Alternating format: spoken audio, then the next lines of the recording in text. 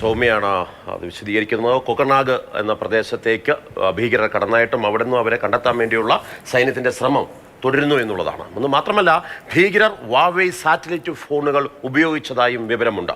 ഭീകരാക്രമണം നടന്ന മേഖലയിൽ വാവേ സാറ്റലൈറ്റ് ഫോണുകളുടെ ഉപയോഗം കണ്ടെത്തി എന്നാണ് എന്നെ സൂചിപ്പിക്കുന്നത്. അർജുൻ പീതാംബരൻ ഇതിൻ്റെ വിശദാംശങ്ങൾ നൽകും. അർജുൻ, സ്വാഭാവികമായിട്ടും ഇന്ത്യയിൽ നിരോധിച്ചിട്ടുള്ള സാറ്റലൈറ്റ് ഫോണുകൾ ഉപയോഗിച്ചുകൊണ്ടാണ് ഭീകരർ സാധാരണ ഇത്തരം ഓപ്പറേഷനുകളൊക്കെ നടത്താറുള്ളത്. അത്തരമൊരു കണ്ടെത്തൽ കൂടി NIA നൽകുന്നുണ്ട്. എന്തെല്ലാമാണ് വിശദാംശങ്ങൾ? തീർച്ചയായിട്ടും ഈ വാവയുടെ സാറ്റലൈറ്റ് ഫോണുകൾ ഭീകരർ ഉപയോഗിച്ചു എന്ന കണ്ടെത്തലിലേക്ക് ഇപ്പോൾ NIA എത്തിയിട്ടുണ്ട്. പാകിസ്ഥാനിൽ നിന്നോ അതല്ലെങ്കിൽ തൊട്ടടുത്തുള്ള മറ്റൊരു വിദേശ രാജ്യത്ത് നിന്നോ അയൽ രാജ്യത്ത് നിന്നോ ഈ ഫോണുകൾ അനധികൃതമായി കടത്തപ്പെട്ടു എന്നുള്ളൊരു വിവരമാണ് NIA ശേഖരിച്ചിരിക്കുന്നത്.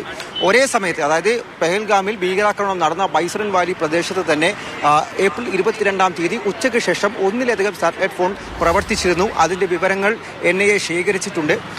ഇത് കേന്ദ്രീകരിച്ചുള്ള അന്വേഷണമാണ് ഇപ്പോൾ പുരോഗമിച്ചുകൊണ്ടിരിക്കുന്നത്. മാത്രമല്ല, ഭീകരർക്ക് നിർദ്ദേശം ലഭിച്ചിരുന്നതും അവർ ആശയവിനിമയം നടത്തിയതും ഈ സാറ്റലൈറ്റ് ഫോണുകൾ ഉപയോഗിച്ചുകൊണ്ടായിരുന്നു എന്നുള്ളൊരു കണ്ടെത്തൽ കൂടി NIA നടത്തുന്നുണ്ട്.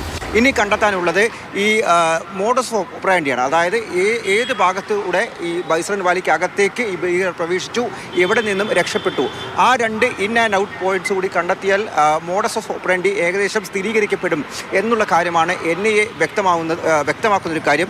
ഈ സാറ്റലൈറ്റ് ഫോണുകൾ എന്ന് പറയുന്നത് ഇന്ത്യയിൽ നിരോധിച്ചതാണ്. അത് ചൈനയിൽ നിർമ്മിക്കപ്പെടുന്നതാണ് ഈ ഹുവാവേ എന്ന് പറയുന്നത്. പാകിസ്ഥാൻ ഉൾപ്പെടെയുള്ള പല രാജ്യങ്ങളിലും ഇത് ഇപ്പോഴും പ്രചാരത്തിലുമുണ്ട്. അത്തരത്തിൽ പാകിസ്ഥാനിലേക്കുള്ള അന്വേഷണം, പാകിസ്ഥാന്റെ പങ്ക് കൂടുതൽ സ്ഥിരീകരിക്കാൻ വേണ്ടിയിട്ടുള്ള നീക്കങ്ങൾ കൂടി എന്തായാലും ഈ ഘട്ടത്തിൽ NIA നടത്തുന്നുണ്ട്. NIAക്ക് സഹായമായി കൂടെ ഒപ്പം ജമ്മു കാശ്മീർ പോലീസിന്റെ സംഘങ്ങളുണ്ട്, ഒപ്പം തന്നെ മറ്റു സുരക്ഷാ സേനയും എല്ലാം തന്നെയുണ്ട്.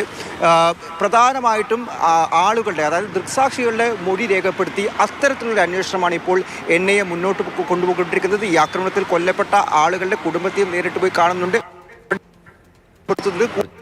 വിവരങ്ങളും അതുപോലെ തന്നെ ഇന്റലിജൻസ് വിവരവും ശേഖരിച്ചുകൊണ്ട് ഇവരിലേക്ക് എത്തുക തുടങ്ങിയ കാര്യങ്ങളാണ് NIA പദ്ധതിയിടുന്നത്.